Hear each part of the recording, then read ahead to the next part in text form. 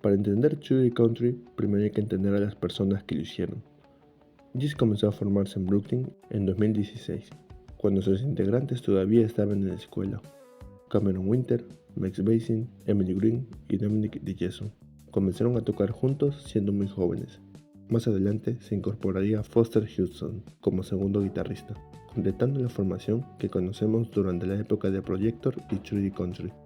Los integrantes se conocían desde antes de formar la banda y compartían intereses musicales que iban desde Led Zeppelin, Radiohead y Nirvana hasta el rock psicodélico de Yes y Pink Floyd. Durante sus primeros años, la banda practicaba y grababa en el sótano de Max Basin. Allí comenzaron a grabar el material que posteriormente se convertiría en Projector durante su último año de secundaria.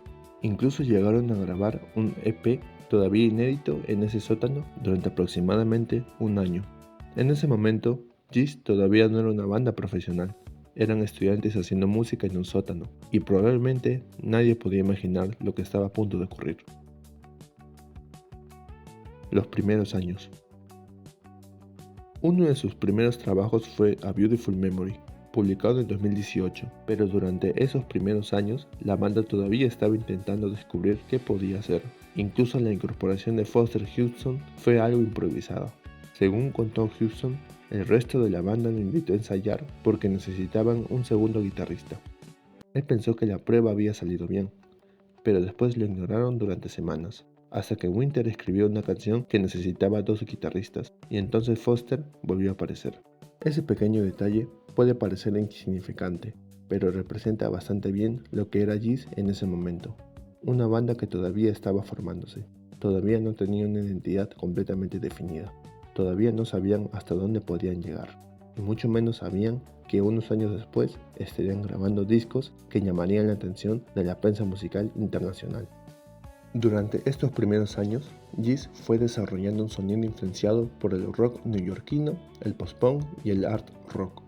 Bandas como Television y Talking Heads formaban parte de ese universo musical, y aunque eso terminara dando lugar a Projector, también significaba que Gis estaba entrando en un terreno bastante complicado, porque Nueva York ya había producido muchas bandas con guitarristas angulares, bajos prominentes y una fuerte influencia del post-punk. Y entonces apareció una pregunta inevitable. ¿Qué podía hacer Gis para no convertirse simplemente en otra banda de Nueva York influenciada por las mismas bandas de siempre? Pero antes de que pudieran responder esa pregunta, llegó la pandemia. La banda que casi no fue una banda. A finales de su etapa escolar, Gis estaba preparando lo que prácticamente consideraban una despedida. Los miembros estaban a punto de tomar caminos diferentes y la idea era dejar grabado algo que pudiera servir como recuerdo de la banda, no necesariamente como el recuerdo de una carrera, sino como el final.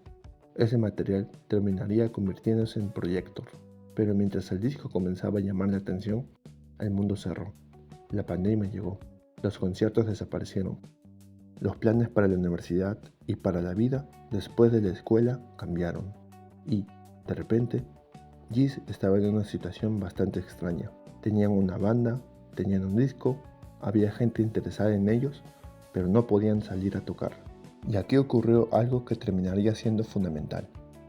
La pandemia no les permitió hacer lo que una banda joven normalmente habría hecho después de sacar un disco, salir de gira. Pero esa limitación terminó dándoles algo diferente. Tiempo, mucho tiempo. Tiempo para escribir, tiempo para experimentar, tiempo para tocar juntos. Y el tiempo para descubrir que quizás no querían hacer exactamente lo mismo otra vez. Una de las cosas más interesantes de la historia de Gis es que Trudy Country no se siente como una evolución lógica de Projector, se siente como una ruptura, como si la banda hubiera mirado todo aquello que había hecho antes y hubiera decidido, ¿y si hacemos lo que nos da la gana? Y eso se puede escuchar prácticamente desde el principio. En lugar de limitarse al post-punk y al art rock, Gis comenzó a incorporar una cantidad enorme de influencias: country, blues, rock clásico, psicodelia, gospel, progresivo, post-punk y el art rock, y todo eso mezclado con las características que ya tenían. Pero lo interesante es que no parece que hayan intentado construir una fórmula para combinar esos géneros, más bien parece que dejaron que las canciones fueran hacia donde quisieran. Eso también cambió la personalidad de la banda. Un gran ejemplo de esto es cómo la banda, y sobre todo Cameron Winter, empezó a cantar de una manera mucho más exagerada. Pitchfork describió este cambio como el paso de una banda con raíces post-punk hacia una propuesta mucho más expansiva, dinámica y cercana a una especie de jam band excéntrica. Y quizá la mejor forma de entenderlo sea escuchándolo. 2122. Para Cameron Winter, el comienzo de Trudy Country tenía que ser una voz desnuda. Quería que el álbum comenzara con una línea vocal prácticamente sin acompañamiento, y aunque inicialmente no sabía cuál sería esa línea ni cómo sonaría la canción, la primera línea se le ocurrió mientras estaba en el metro. A partir de ella, la canción se desarrolló rápidamente.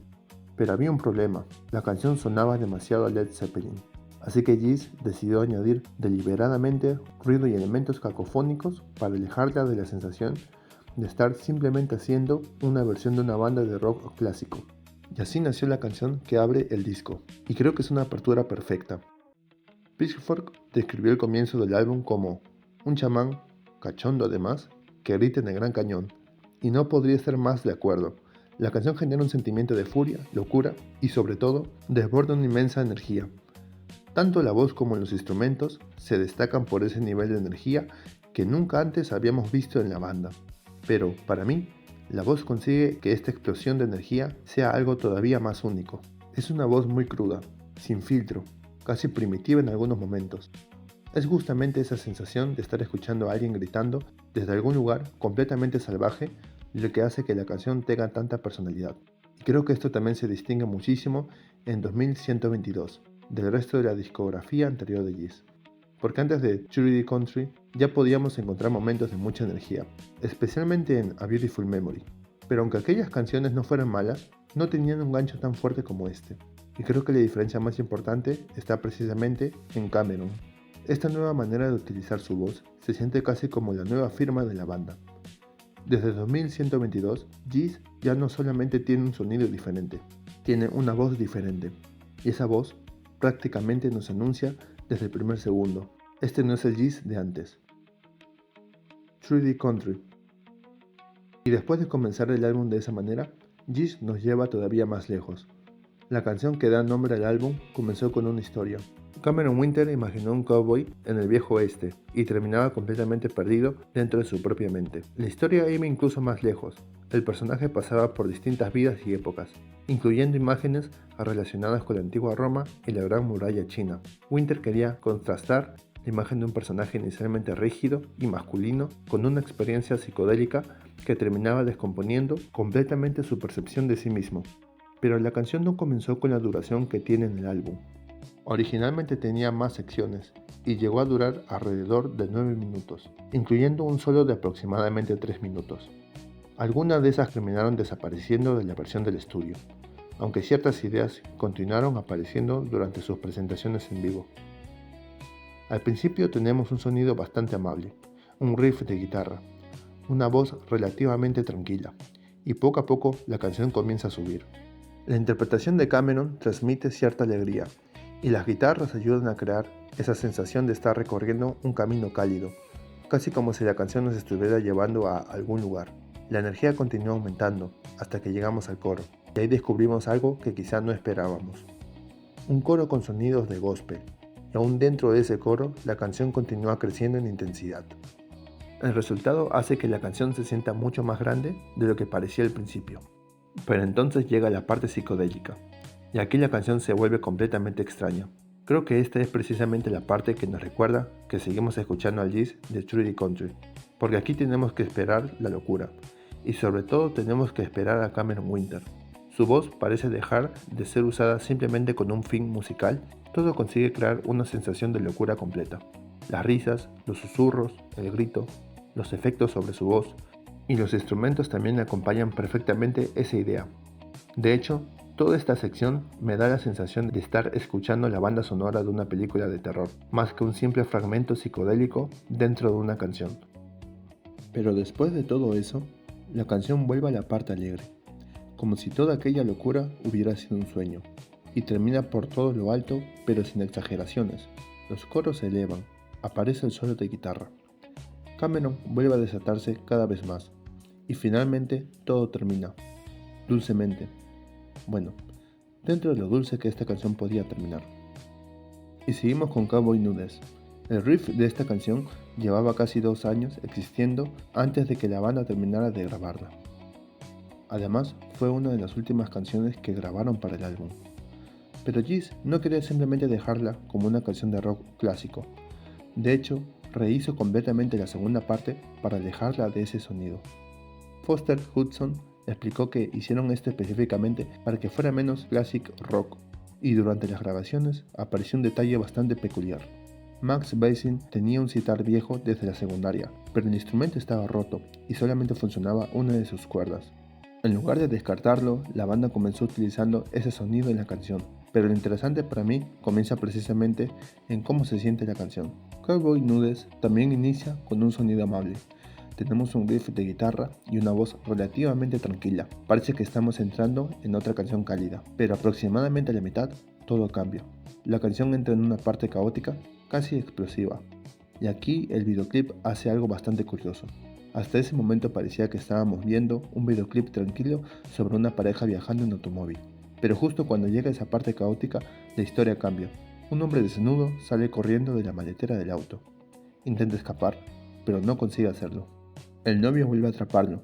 Es una escena completamente absurda, y creo que funciona muy bien con lo que está haciendo la canción, porque después de ese momento de caos, la música vuelve a recuperar el sonido que tenía al principio, pero ahora con más instrumentos y mucha más intensidad. Y nuevamente aparece Cameron, ese Cameron salvaje que ya se ha convertido prácticamente en una de las firmas de este álbum. I See Myself. Y después de todo este movimiento, llega I See Myself. Definitivamente es un respiro dentro del álbum. Incluso lo que podríamos llamar, con muchas comillas, su parte psicodélica es bastante tranquila. De hecho, esa parte da la sensación de estar ocurriendo en cámara lenta. Y creo que Geez tuvo esto muy claro. El videoclip muestra a adultos mayores pasando el rato, jugando a los bolos, estirándose y conversando. Todo transmite una sensación de calma. Y se nota muchísimo también la inspiración de Funkadelic, Nappy Doogout. De hecho, Winter también mencionó Hit It and Quit It como otra influencia importante para la canción. Por todo esto, diría que al menos durante la primera mitad de la canción existe una intención muy clara de ser un respiro y un momento de relajación después de tanto movimiento. Podemos escuchar un Cameron completamente calmado y solamente durante unos segundos aparece ese Cameron salvaje. Lo mismo ocurre con los instrumentos. Por momentos se vuelven mucho más agresivos, pero solamente durante pequeños instantes. Y justamente por eso podemos apreciar mejor los falsetes y otros rangos de la voz de Cameron. Para mí, esta es definitivamente la canción más tranquila y cálida de todo el álbum. Un Doer. Y después del respiro que fue I See Myself, Geez vuelve a despertarnos. Comienza con un golpe de batería, como si alguien nos obligara a volver a prestar atención, a despertar. Pero después de ese golpe inicial ocurre algo curioso.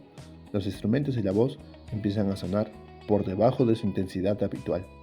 Todo parece contenido, como si la banda estuviera esperando algo, como si se estuviera escondiendo de algo, o avisándonos que algo está a punto de ocurrir. De vez en cuando aparecen pequeñas muestras de lo que realmente tienen preparado. Las guitarras se vuelven pesadas y vuelve ese Cameron mucho más salvaje, pero inmediatamente vuelven a bajar. Y así la canción continúa acumulando tensión hasta que, aproximadamente a la mitad, explota. Las guitarras toman completamente el control y todo aquello que la canción había estado conteniendo finalmente sale de golpe. No comienza intentando destruirlo todo. Primero nos hace esperar. Nos muestra pequeñas partes de lo que viene. Y cuando finalmente llega el momento, lo suelta todo. La canción continúa creciendo hasta llegar al último minuto, donde vuelve a aparecer Cameron en su versión más desatada, acompañado por las guitarras. Y entonces llega el final. Cameron lanza un grito desgarrador mientras se suman muchos otros gritos, creando una sensación completamente caótica. Todo parece estar ocurriendo al mismo tiempo. Las guitarras, voces, gritos, ruidos, como si todo se estuviera quemando. Y después de toda esa tensión que Geez había construido desde el principio, la canción termina prácticamente incendiándolo todo. Geez vuelve a cambiar completamente de dirección. Cruzadas es una canción mucho más corta y directa, y según Cameron Winter, fue posiblemente la primera canción que escribió para Judy Country, que terminó formando parte de la versión final del álbum. La inspiración para la letra surgió después de que Winter leyera sobre algunas de las atrocidades cometidas durante las cruzadas. Pero lo interesante es que no escribió una música igualmente oscura para acompañarla. Winter tomó un instrumental sencillo que ya tenía y construyó la canción alrededor de él. Y creo que ese contraste es precisamente lo más interesante de la canción, porque Cruzadas es mucho más directa que todo lo que hemos escuchado hasta ahora.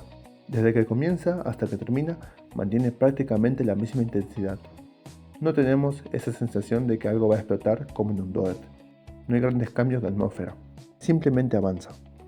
La voz de Cameron se mantiene salvaje, pero sin llegar a los extremos que habíamos escuchado en otras canciones. Y durante los estribillos, las guitarras mantienen ese riff tan vivo que hace que toda la canción tenga un carácter bastante alegre. Y justamente por eso me sorprendió conocer el origen de la letra. Porque escuchando solamente la música, jamás se me habría ocurrido que esta canción tuviera relación con algo tan oscuro como las cruzadas y las atrocidades cometidas durante ellas. Y personalmente agradezco muchísimo ese contraste. Siempre me ha gustado cuando una canción puede sonar alegre, mientras debajo de esa música existe algo mucho más oscuro. Es como si la música intentara esconder lo que realmente está diciendo la letra.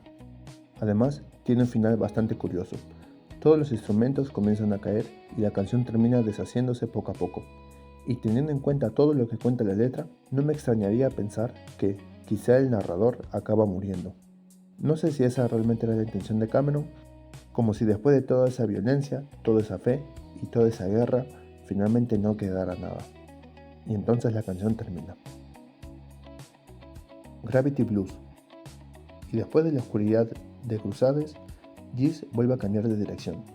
Gravity Blues tiene una de las ideas de composición más curiosas de todo el álbum. Cameron Winter intentó combinar dos canciones de The Beatles, Maxwell Silverhammer y Oh Darling. Según él mismo, el intento no salió exactamente como esperaba. Y creo que si escuchamos la canción, es bastante fácil entender qué parte de ese experimento terminó sobreviviendo. Desde el comienzo se siente muchísima inspiración de Oh Darling. Tenemos ese ritmo de balada, las guitarras que golpean al final de los compases y sobre todo la voz de Cameron, que parece intentar conseguir algo parecido a la energía que Paul McCartney tenía en la canción original. Y para mí, lo consigue. Kiss terminó consiguiendo mucho más la parte de Oh Darling que la de Maxwell Silverhammer. Pero eso no me parece necesariamente un problema, porque aunque la idea original no haya terminado funcionando exactamente como le habían imaginado, Gravity Blues consigue convertirse en algo propio.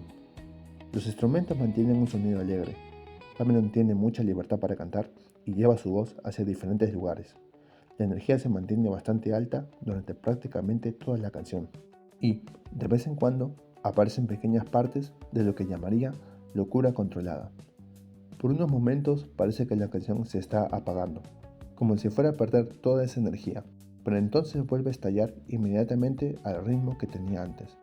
Además, Geese añadió un solo construido alrededor de 3 guitarras, y creo que eso también encaja perfectamente con la canción, porque Gravity Blues no intenta hacer una balada solemne, es una balada, pero una balada de Geese. Tiene la melodía y la energía de una canción que podría haber salido de otra época, pero Cameron canta con una libertad que hace que inmediatamente vuelva a sonar como True the Country, y eso es probablemente lo que más me gusta de ella.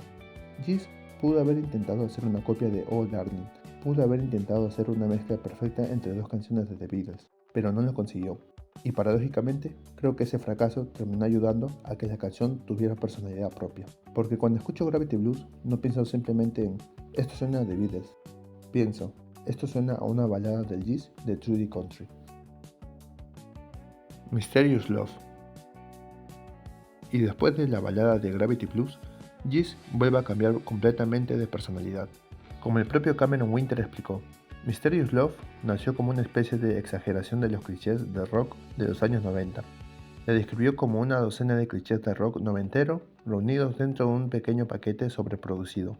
Y creo que se nota bastante al escucharla. De hecho, durante la primera mitad de la canción me hizo acordar bastante a In Bloom de Nirvana. No porque sean canciones iguales, sino porque esa estructura en la que la canción comienza con una explosión de energía y después baja su intensidad para que entre la voz. Y personalmente no creo que esto sea algo malo, sobre todo porque la propia banda es consciente de esos clichés y está jugando deliberadamente con ellos. De hecho, creo que Geese consigue muy bien exactamente lo que se propone hacer. Toman esa estructura tan característica del rock de los 90, esa manera de comenzar golpeando al oyente con guitarras y energía, y la utilizan como un punto de partida para construir su propia canción. Además, creo que Mysterious Love llega en un momento perfecto del álbum, porque acabamos de escuchar Gravity Blues. Venimos de una canción cálida, alegre y relativamente tranquila, y entonces empieza Mysterious Love, y parece que alguien nos golpea. Es como si la canción nos gritara, ya no estamos en una balada. De repente, vuelve ese Geese salvaje que habíamos estado escuchando durante buena parte del álbum. Pero lo interesante es que, aproximadamente a mitad de la canción, vuelve a ocurrir algo parecido. La intensidad comienza a bajar. Aparece ese desorden incontrolado. Las guitarras adquieren un sonido que, por momentos, casi parece el de unas campanas. Y durante unos instantes, tengo la sensación de que quizás el Geese cálido está intentando regresar. Como si después de toda esa agresividad, la canción estuviera a punto de volver a relajarse. Pero no le da tiempo, porque rápidamente llegamos al final, y Geese vuelve a golpearnos. Las guitarras vuelven a imponerse, la energía regresa, y ese lado salvaje vuelve a tomar el control. Y creo que esa es precisamente la gracia de Mysterious Love. La canción juega constantemente con esas dos caras, el Geese cálido y el Geese salvaje. Y aunque la canción esté construida conscientemente a partir de recursos que ya hemos escuchado cientos de veces en el rock de los 90, Geese consigue utilizarlos de una manera que encaja perfectamente con lo que viene haciendo durante todo el álbum. Y hay una última cosa que hace todavía más absurda esta canción, su final. Originalmente debía terminar con un solo golpe de batería, pero Max Bassing comenzó a repetirlo y la banda terminó manteniendo el golpe durante aproximadamente 2 minutos. La grabación llegó a tener alrededor de 40 golpes antes de que el sello les pidiera reducirlo, y finalmente quedaron unos 15. Así que, después de todo ese juego entre orden y caos, Geese decide terminar la canción golpeando la batería 15 veces, porque aparentemente esa era la cantidad de golpes que necesitaban. Domoto. Y después de toda la energía de Mysterious Love, llegamos a Domoto. Esta canción me parece especialmente interesante porque siento que es la primera del álbum que se toma completamente en serio a sí misma. Tiene un sonido mucho más solemne. La intensidad está manejada de una manera increíblemente cuidadosa y los instrumentos parecen entrar y salir exactamente cuando tienen que hacerlo. Por momentos la combinación de guitarras, piano, batería y cuerdas hace que Geese deje de sentirse simplemente como una banda de rock y empieza a sonar casi como una orquesta. Y ese manejo de la intensidad es lo que hace que la canción consiga crear un viaje muy denso de emociones. La canción puede crecer lentamente, contenerse y después volver a expandirse, haciendo que sintamos que estamos atravesando distintos paisajes, gracias al enorme control que tiene sobre su intensidad. Y creo que una de las razones por las que funciona tan bien es que nadie está jugando con su sonido. En las canciones anteriores, Cameron podía pasar de cantar tranquilamente a gritar, deformar su voz, reírse o hacer prácticamente cualquier cosa que se le ocurriera. Aquí no, Cameron parece completamente concentrado en la interpretación. Su voz es mucho más contenida y emocional, y eso hace que podamos apreciar otra faceta de todo lo que puede hacer como cantante. Los instrumentos mantienen esa misma seriedad. No hay momentos que parezcan puestos simplemente para sorprendernos o para hacer la canción más extraña. Todo parece estar al servicio de la emoción. Y quizá por eso Domoto me parece tan especial dentro del álbum. Después de tantas canciones en las que Geese parecía estar disfrutando de llevar sus ideas hasta el absurdo, aquí simplemente se permite sentir. Y eso hace que esta sea probablemente la mejor canción de todo el álbum. Y después de Domoto, llegamos a Tomorrow Series. Pitchfork destacó especialmente sus cuerdas y el falsete de Cameron Winter, describiendo la canción como uno de los momentos más inesperadamente bellos del álbum. Y creo que esa descripción le queda perfectamente. De hecho, para mí esta canción le compite directamente a 2122 y Domoto, por ser la mejor canción del álbum. Pero si tuviera que elegir solamente una, Tomorrow Crusades es mi favorita. La canción comienza tranquilamente de una manera parecida a True Country, y mientras va aumentando la intensidad, uno empieza a pensar que ya sabe lo que va a ocurrir. Después de todo, True Country nos ha acostumbrado bastante a eso. Y entonces, en lugar de una explosión, llegamos a que para mí es el estribillo más bello de todo el álbum, Y justamente lo interesante es que no necesita explotar. Es un estribillo relativamente tranquilo, pero absolutamente hermoso. Los instrumentos están perfectamente controlados y parecen estar ahí únicamente para hacer que el estribillo sea todavía más bello. Y la voz de Cameron también sorprende. Después de haberlo escuchado gritar, deformar su voz y desatarse prácticamente durante todo el álbum, aquí tenemos un Cameron tranquilo. No está intentando demostrar cuánto puede gritar. No está intentando sonar salvaje. Simplemente canta. Y todo funciona alrededor de esa belleza. Pero después del estribillo, Giz vuelve a recordarnos quiénes son. La banda comienza a llevarnos por un pasaje mucho más desordenado y extraño, lleno de esa locura que hemos estado escuchando durante todo el álbum. Y creo que ese contraste es precisamente lo que hace que la canción funcione tan bien, porque Giz nos demuestra que pueden sonar completamente locos e intensos, como lo han hecho durante buena parte de Trudy Country, pero también pueden detenerse por un momento y crear algo genuinamente bello. Y creo que eso es justamente lo que hace que Tomorrow Crusades sea tan representativa del álbum, porque Trudy Country no es solamente un disco de caos, tampoco es un disco de canciones bonitas, es ambas cosas. Es una banda que puede llevar una canción hasta el punto de parecer que todo se está quemando y después puede crear un estribillo como este. Y para mí, esa convivencia entre locura y la belleza es una de las cosas que mejor define a 3D Country. Street Elmo. Y llegamos finalmente a Street Elmo, la última canción de 3D Country. La banda explicó que nunca creó la canción como una pieza completa, sino que la construyó a partir de diferentes partes, que fueron ensamblando hasta que funcionaron juntas. Y creo que esa forma de construirla se puede sentir en el resultado, porque Street Elmo suena como si la fiesta ya hubiera terminado, como si en el salón solamente quedaran unas cuantas personas completamente borrachas que apenas consiguen mantenerse de pie y caminar. Y especialmente el coro me transmite exactamente esa sensación. Hay algo tambaleándose en la canción, como si todo estuviera ligeramente fuera de lugar. El piano, la instrumentación y la manera en que Cameron canta hacen que parezca que estamos viendo los últimos minutos de una fiesta que duró mucho más de lo que debía. Y el videoclip refuerza muchísimo esa interpretación. Cameron aparece completamente fuera de sí, caminando y comportándose como alguien que acaba de salir de una fiesta muy pesada. Por eso, más que sentir que estamos escuchando el final de un álbum, siento que estamos escuchando el final de una noche. Después de toda la energía, la locura y los cambios de personalidad del álbum, ya no queda mucho, solo algunas personas borrachas, un piano, una banda que parece estar tocando sin preocuparse demasiado por mantenerse perfectamente ordenada, y Cameron completamente fuera de sí. Y me parece un cierre perfecto para el álbum. Después de escuchar todo el álbum, si tuviera que elegir solamente 3 canciones, mi ranking sería este. En tercer lugar, 2122. No solamente porque sea una gran canción, sino porque me parece difícil imaginar una mejor manera de abrir el álbum. Desde el primer segundo nos lanza toda esa energía, la voz desatada de Cameron, y esa sensación de que estamos entrando en algo completamente diferente a Projector. En segundo lugar, Tomorrow Crusades. Aunque personalmente me gusta incluso más que la primera del ranking, creo que objetivamente hay una canción que está mejor hecha.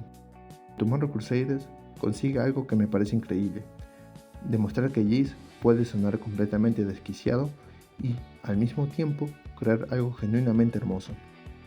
Y en primer lugar, Domoto. Para mí es la canción mejor construida del álbum. Es probablemente donde Giz consigue controlar mejor todos los elementos que tiene a su disposición. La voz de Cameron, las guitarras, las cuerdas, los cambios de intensidad, todo está puesto en función de la canción. Y aunque Tomorrow Crusades siga siendo mi favorita personalmente, creo que si tengo que reconocer cuál considero la mejor canción del álbum, me quedo con Domoto. Y ahora, ¿cuál considero la peor?